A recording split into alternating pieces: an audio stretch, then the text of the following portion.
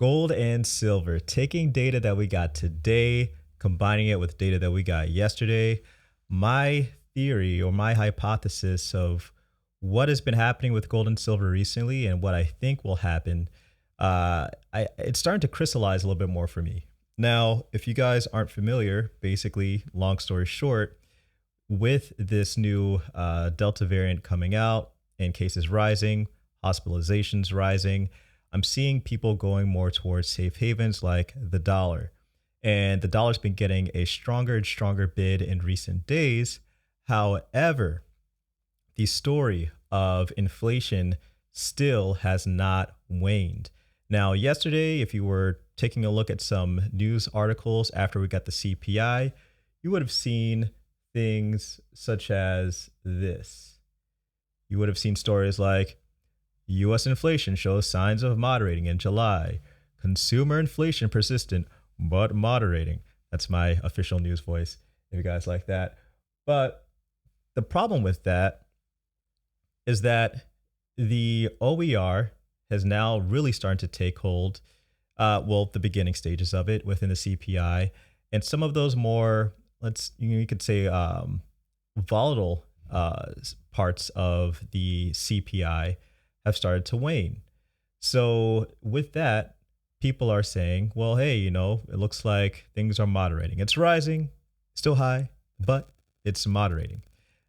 However, today we got the PPI, and that pretty much just flipped everything on its head. Now, with the PPI, it is the producer price index. Essentially, it's looking at US wholesalers. Now, I've talked about the value chain ad nauseum on this channel.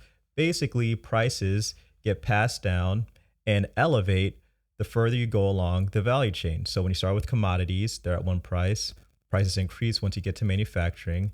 Prices increase once you go from manufacturing to wholesalers. Prices increase once you go from wholesalers to retailers, and then retailers sell to you and I. So we see the largest increase of that value, which makes sense, right? I mean, if you're a manufacturer and you sell something to a wholesaler, you want to make a profit. So prices are obviously going to increase the further along you get down in the value chain. Now, the producer price index follows wholesalers, so they're right before retailers.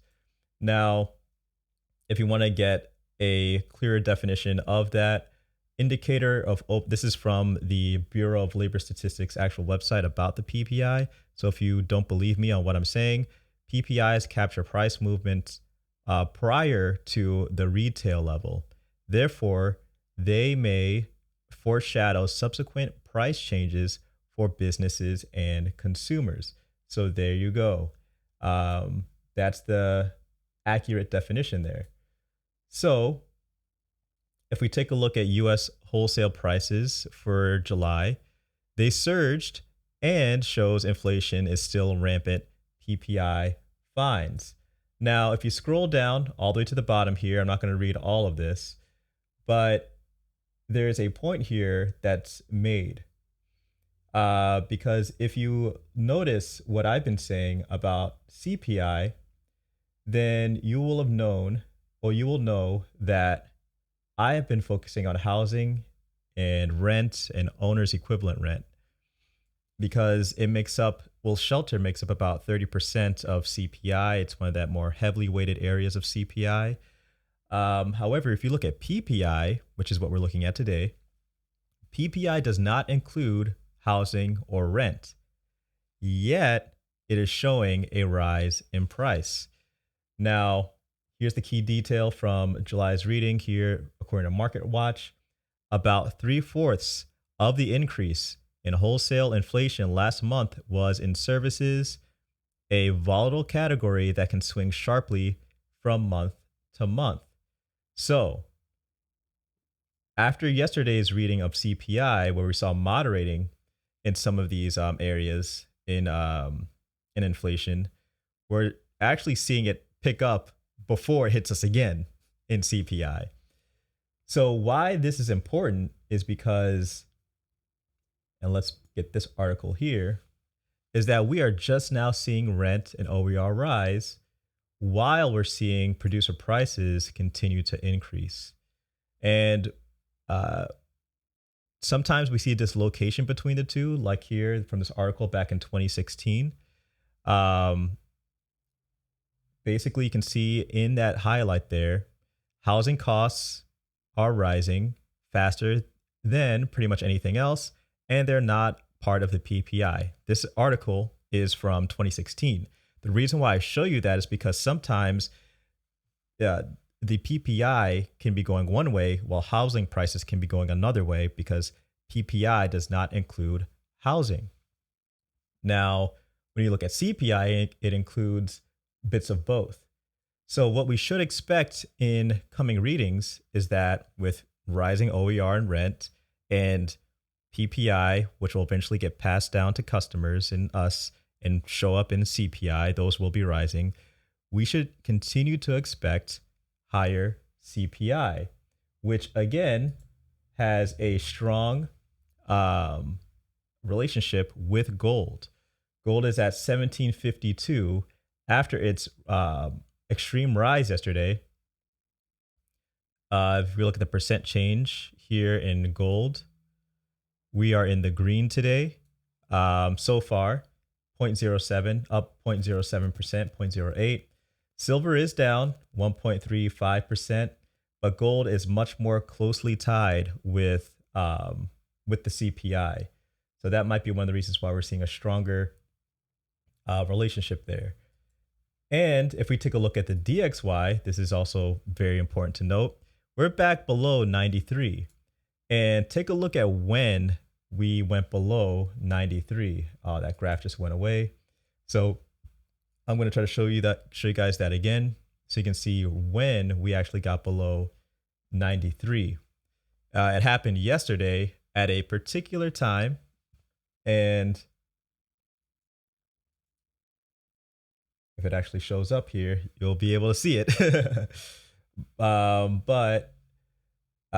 Okay, here we go. And on Wednesday, which was yesterday, at around 8:30 or right before 8:30, we were rising in the dollar.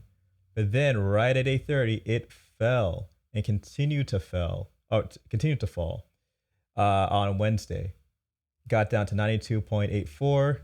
It's been rising a little bit steadily, trying to get some mean reversion in from where it fell. But if you take a look at what's been happening today and what happened yesterday, the dollar is reacting the way it should, even though some newspapers and others are writing about, hey, inflation is moderating.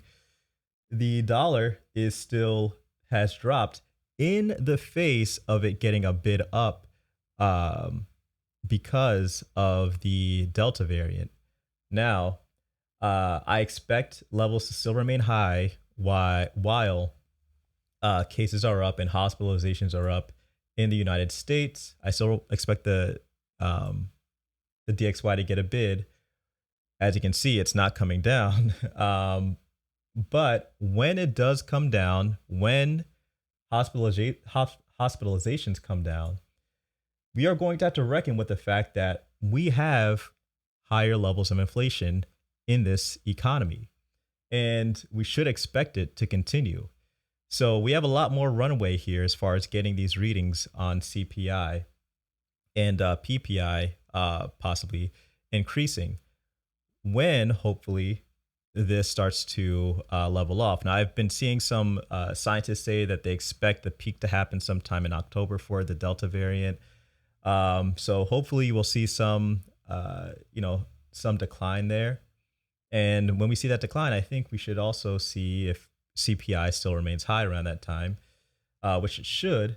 We should see prices bounce back for both gold and silver. So let me know what you guys think about my hypothesis. Let me know what you guys think about the producer price index in the comment section below.